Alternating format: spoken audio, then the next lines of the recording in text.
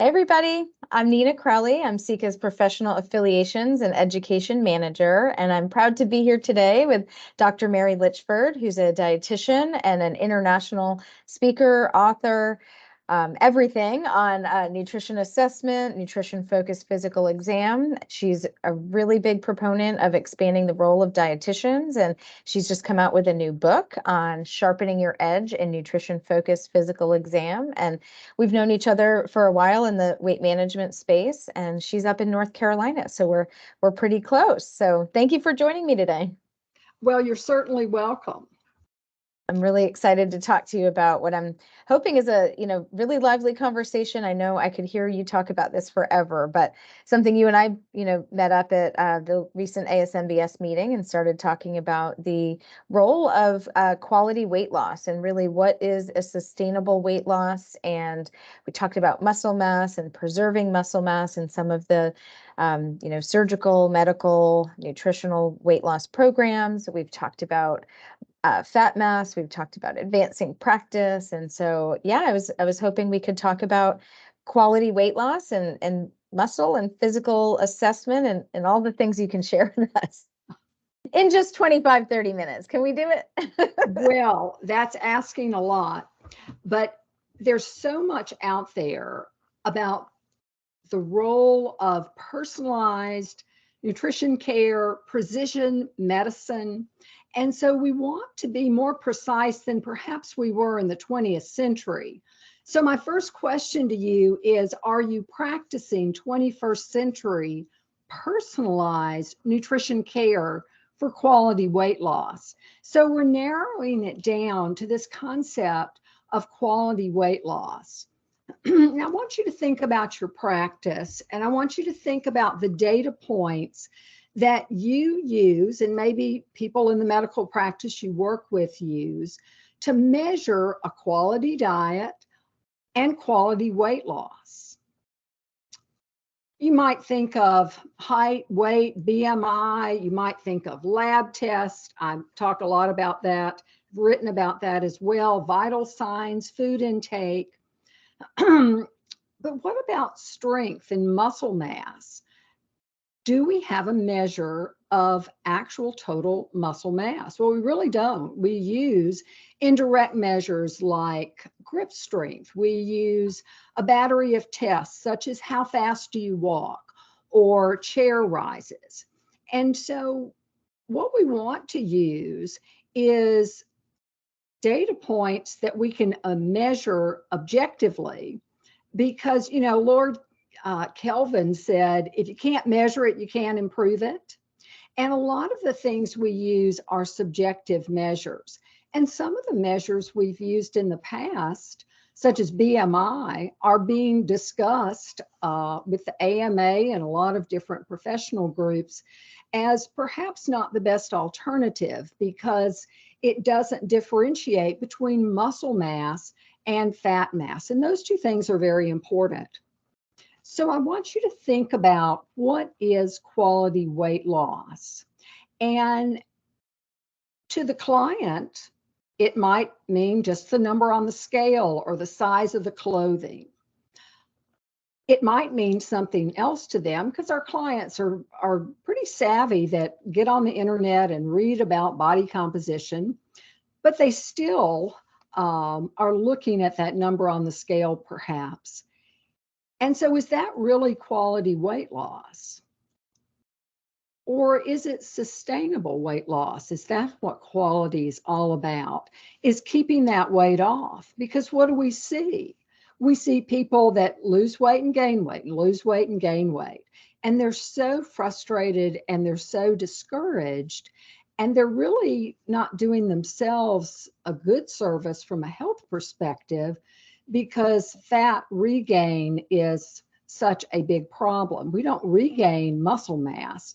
And we learned that from the Biggest Loser TV show, and the research that followed was that while these individuals were in this intense program, they lost weight and they built up some muscle. But once they returned to their home life and their jobs, and they weren't on the TV show anymore, then many of them regained a considerable amount of weight, mostly from fat, and their total caloric intake decreased. And so we don't want that for our clients. We want them to have sustainable weight loss that will improve the quality of their life, improve those markers of chronic disease, and improve their mobility and just their overall functional health.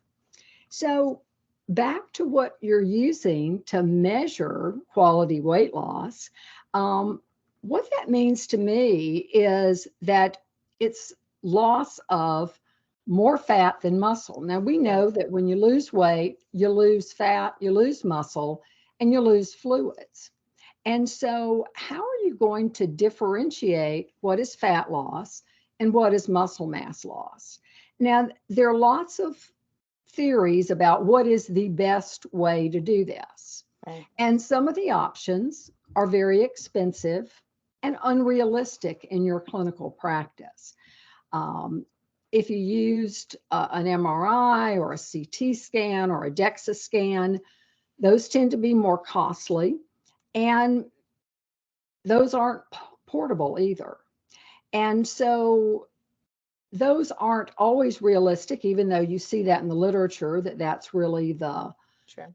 way we should focus on that, on determining the difference between muscle and fat.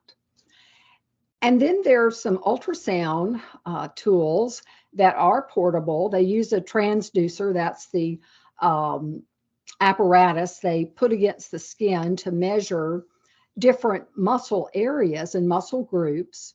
And there are some programs out there that are available. We're interested in total muscle mass, not just muscle mass in a specific area. And so those might have some limitations as well. And some specialized training. And some specialized training, absolutely. And same with the MRI and the CT and the DEXA.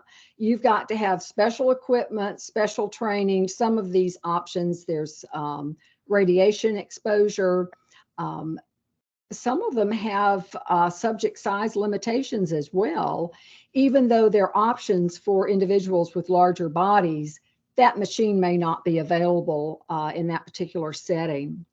And so there are lots of limitations and disadvantages as well as advantages. But let's think about what's going to be realistic. Now, one of the things we see in the bariatric space is use of scales that incorporate some technology called BIA, or bioelectrical impedance analysis. And I have a BIA scale in my bathroom, but it's not a high-tech scale. But I found it interesting to use over the years. But there are some scales out there that use a variety of data points in addition to the measurements that they're collecting. So they use what we call machine learning data to compare DEXA and MRI data to what kind of measurements they're getting through the BIA. And these organizations have developed algorithms through this machine learning, and we see this throughout medicine, to predict what the actual mass difference is in fat mass versus muscle mass. Okay. And so there are options like this. And in a recent paper, Making Recommendations in Critical Care, did highlight all these different tools that are available for them, including BIA, the ultrasound, and the imaging. Now, the one that is new is digital anthropometry, and this was new to me. I learned about it this summer from an NIH program where they're using digital anthropometry to predict percent fat mass. And they're not using it yet to predict muscle mass from what I gather. But they use a 3D optical scanner. And if you've ever ordered clothing on the internet and they say, you know, we'll just take a picture of yourself, maybe a front, a side, and a back, and we'll tell you what size you'd wear. Well, that's kind of how it started. Similar And technology. now they do multiple measurements and they're estimating fat mass. So I think we'll see more of that. Now they use the algorithms as well through machine learning. But Yeah. there's some questions you need to ask when you talk with these companies is where are they getting this additional data that they're using? Are they using total muscle mass or are they using fat-free mass? Because those things Yeah. aren't the same.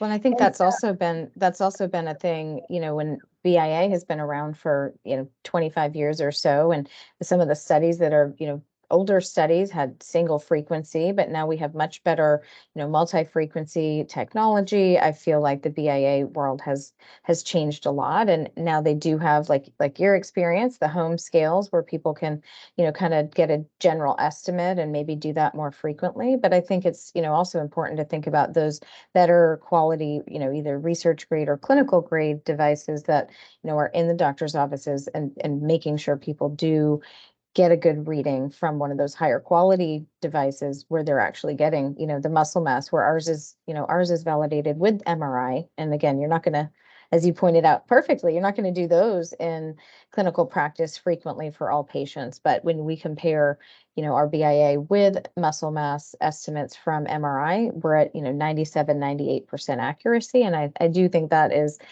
plenty good enough for a feasible clinical practice. well, and I think as dietitians, we need to ask questions about what is the research that supports this technology and what actually are you measuring?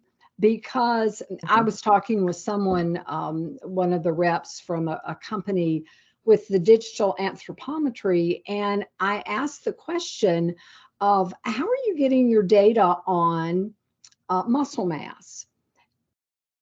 And the response was, oh, we use fat-free muscle mass. Well, fat-free muscle mass is skeletal mass, non-skeletal muscle mass, organs, connective tissue, and bone. So that's a lot of stuff. And I said, well, that's different than total skeletal muscle, which is what you told me a minute ago. And he said, oh, no, no, it's all the same thing. And I thought, Okay. well, I'm not talking to the right person because he doesn't know that that's different. And then the term soft mass or lean mass is sometimes used, and that's all your lean tissues. And so it excludes bone and fat, but it includes water, any type of protein that's in the body that's not muscular. It includes non-fat lipids and any soft Mhm. tissues and minerals. So some things don't contribute a whole lot, but it's not all the same thing. So Right. you need to be sure you know what you're asking about. Because with Good point. quality weight loss, total muscle mass matters.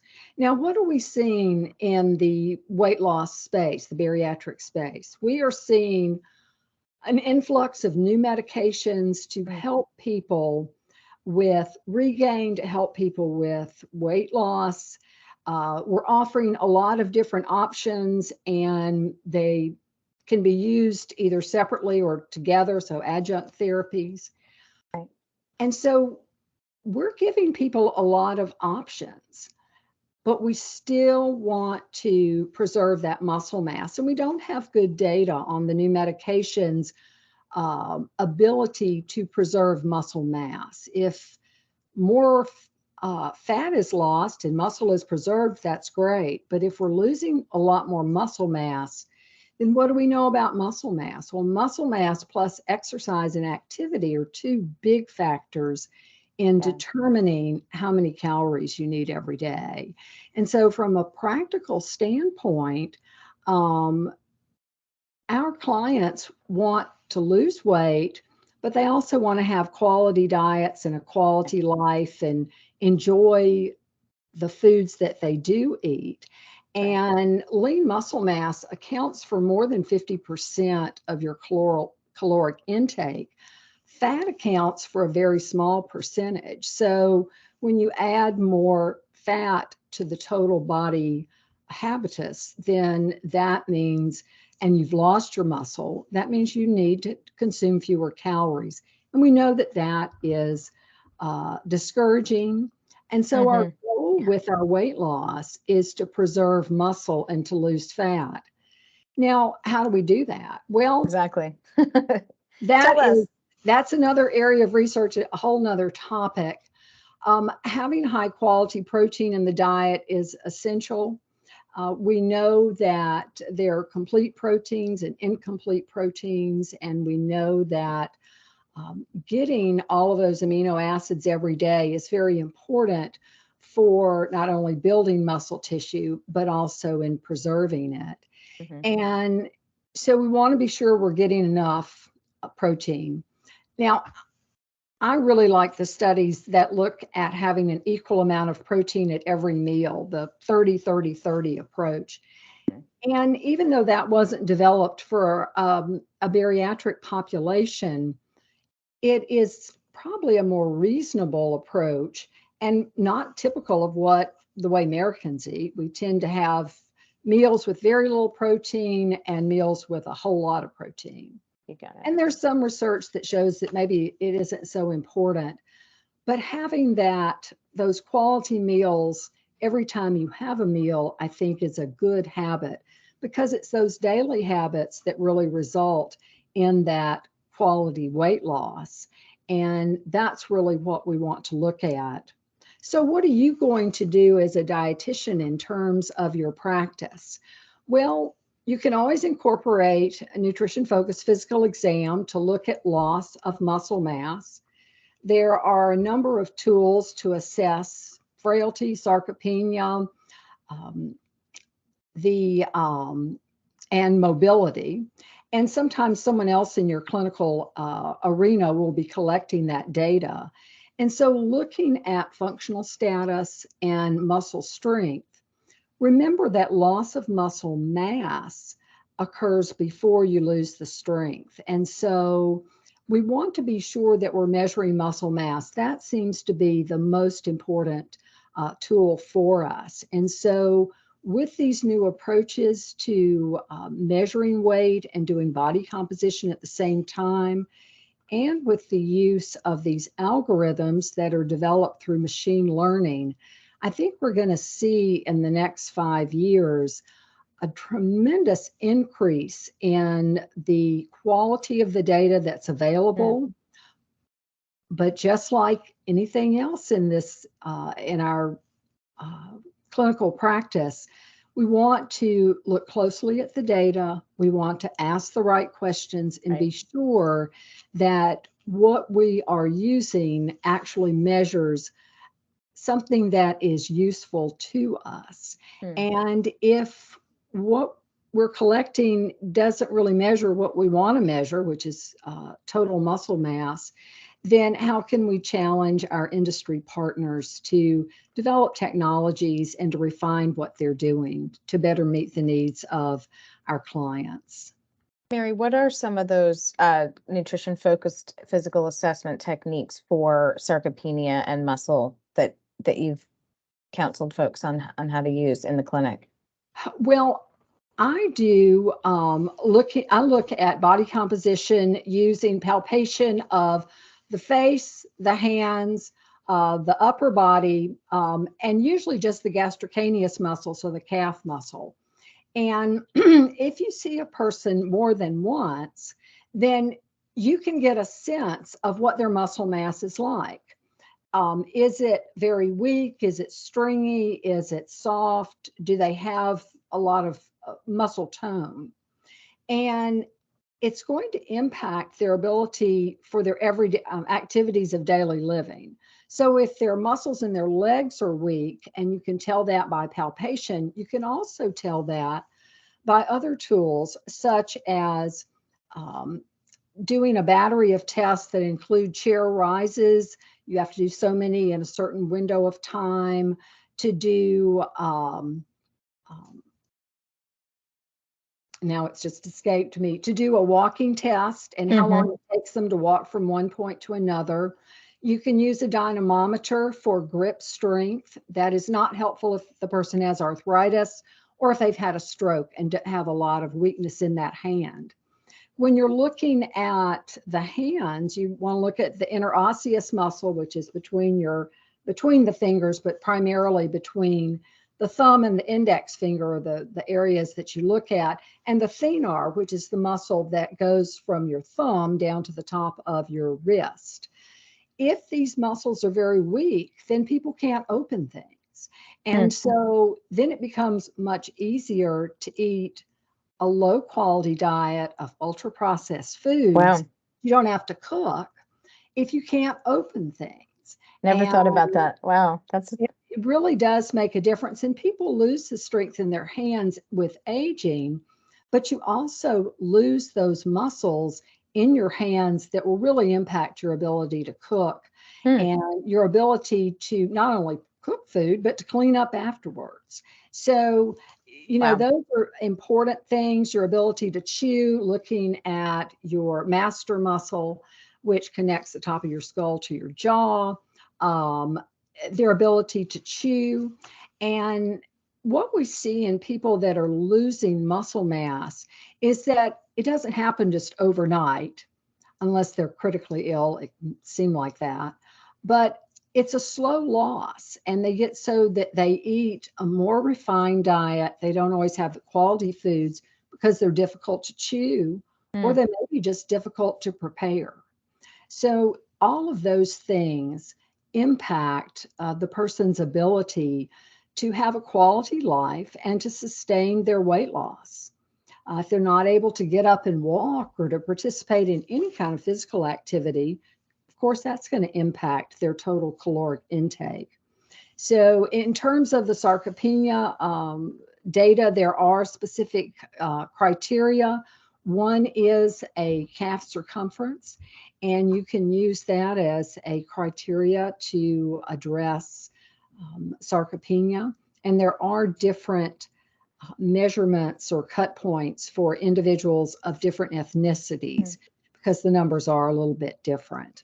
And This that is all precision. This is all about precision nutrition and precision medicine, though. And I think personalizing, I think what's interesting to me in hearing you talk about this too is that people are often looking for one number, right? And I think we can learn from history with maybe the BMI is that, hey, this one number is really not robust enough to tell us all we need to know. And that I don't know that we're looking for one number, but kind of taking all of these points together, looking at the muscle mass as a total, looking at the segmental muscle mass in each appendage, right? Looking at some of these grip strength and ways that you can do the nutrition focused exam, taking all of that together can really give you a much better look at what is going on inside of someone and then connect that to what they can actually do about it, right? Because it's one thing to get all this data and then it's another, this is not even incorporating all of the behavioral stuff and how to actually make changes to our diet and to our exercise, but really taking that objective data and formulating that into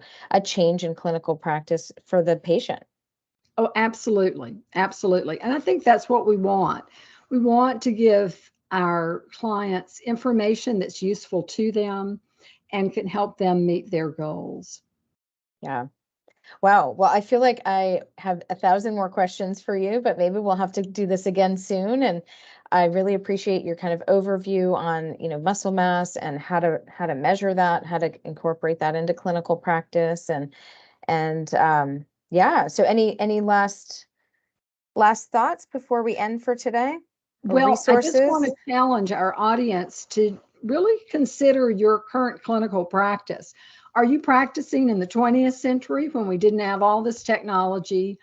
Or are you practicing that personalized medicine and personalized nutrition care of the 21st century?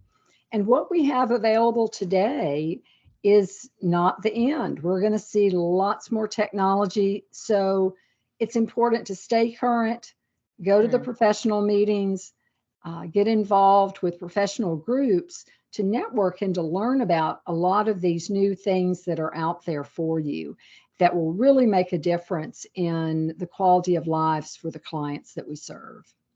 Oh, that's beautiful. And how can they best reach out to you, Mary, if they want to stay connected with you? Well, I'm on the internet. I have a website called CASE, CASE software.com. You can find me on LinkedIn. I'm on Facebook. I'm on Twitter, but I can't remember what my handle is. It's my last name and something else, some other number. And so Okay. you can contact Nina and she can forward your email to me, and I'll be glad to respond. mdlphd@casesoftware.com is my email address. But I'd be delighted to talk to you further about this. And so go to my website, and I look forward to meeting you, perhaps at FNCE or some other meeting in the future. Great. Well, thank you again, Mary. I appreciate everything and hope that you continue to do all this work for all of our benefit. Well, thank you for inviting me. It's been a delight. All right. Take care. Thanks.